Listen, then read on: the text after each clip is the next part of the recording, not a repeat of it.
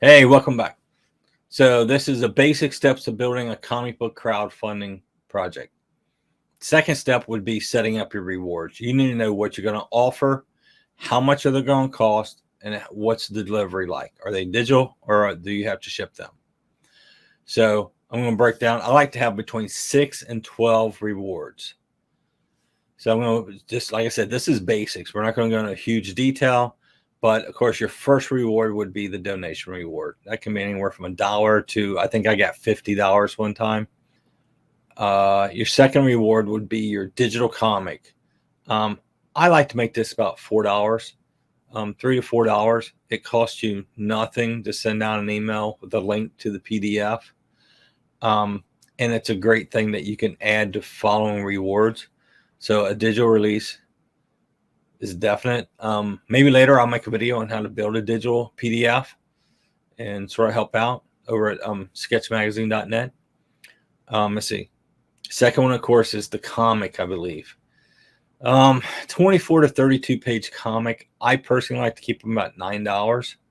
That old 99-cent fix, $4.99 is cheaper than $5 when it's really $5.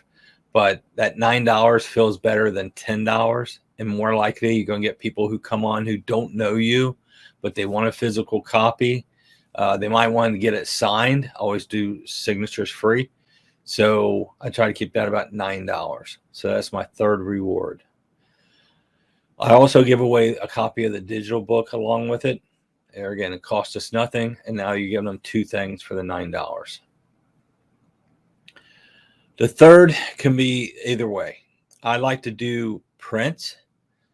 I like to keep them about 6x9, 6x10, because they're the same size as a comic. And honestly, it's to make the shipping easier.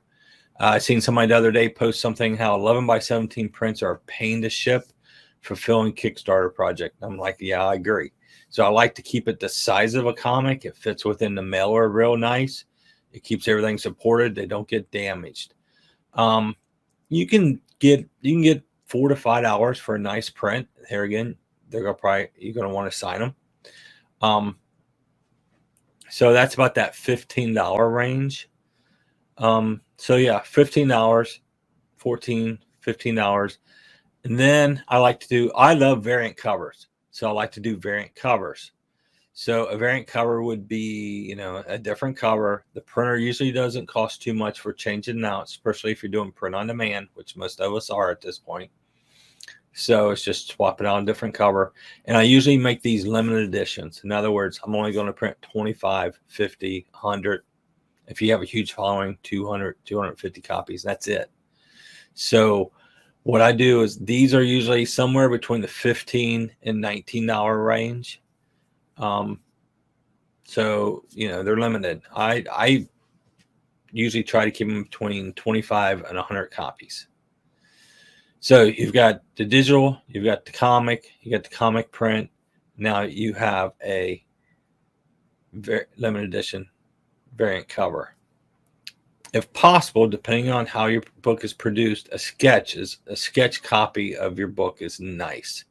So that could also fall in as a second book. It's black and white. It's cheaper to print. And it could fall in as an add-on, or it can be another tier. If you combine the original printing along with the sketch printing, then you can make it a $20 to $25 range in there. So all these, you need to verify your cost. You need to verify how much it's going to cost to ship. Remember, you're going to have a mailer. I will try to find a link to the company that we buy our mailers from. They're flat. They fold up real nice, tape up. They're really secure. So I will try to put a link down below on the mailers that we use. Try to keep everything nice and neat. So that is basically 5, 6 rewards. You can combine them a different way. If you have published other books, you can put other books along in your universe and what you've done along with this book to start adding up the total. I think on one of my projects, I had 12 other books that I've published. So I did a digital collection. There again, that's one of the most profitable ways because it doesn't cost me to ship anything. And then I did a print selection. I think it was up around, I want to say $80, $90 for the whole bundle. So we did the whole bundle. So yeah, you can look at different ways to bundle past projects with this project to get people on board. Now, this is an issue 2 or 3. Of course, you're going to want to do a whole series bundle. So work your cost up, shipping costs, getting it out, and then try to recoup. The good thing is by selling these bundles and stuff that you already got printed or sitting here, you don't have any other production cost in it. You're just looking to improve that one comic. So it just adds to it. So get out there, be successful, and come back for the next basic step.